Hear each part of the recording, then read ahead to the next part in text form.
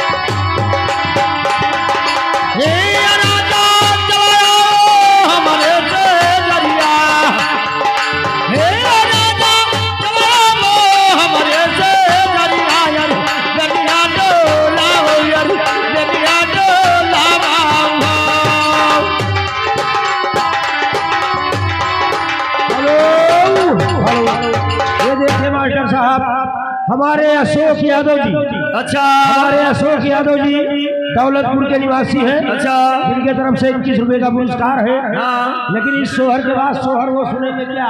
क्या उठले कमरिया में पीर दर्द दूला। बारह जरूर